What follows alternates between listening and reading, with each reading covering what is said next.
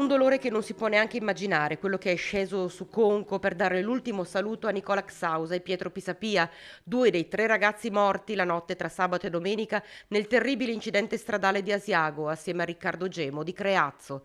Il dolore di una comunità che voleva un bene immenso a questi due ventenni, degli amici stretti attorno alle bare bianche che avevano condiviso tanta parte della loro giovane vita, dei familiari che li hanno amati di quell'amore unico che solo genitori, fratelli e sorelle possono provare, una chiesa gremita dentro e fuori. Questa settimana siamo diventati più familiari gli uni gli altri.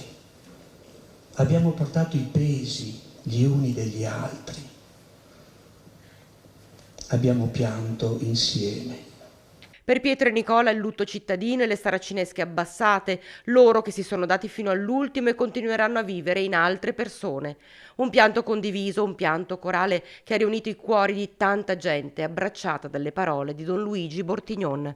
Guardandovi negli occhi, cari genitori, è troppo grande quello che è successo e noi siamo troppo piccoli per capirlo. Li abbiamo visti crescere insieme questi ragazzi.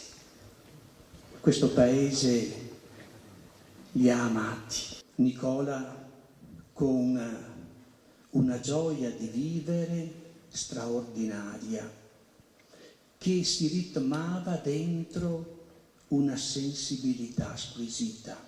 Il suo sguardo luminoso si è aperto alla bellezza del creato e ha cominciato ad amare le sue montagne. Una vita spesa per questo sport.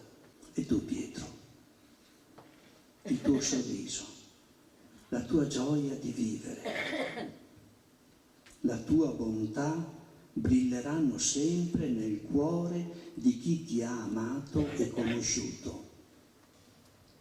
È stata preziosa la vostra vita, non andrà dispersa, la custodiremo nel cuore perché è piena di speranza. C'è un'aurora che sorge. Buon viaggio, ragazzi.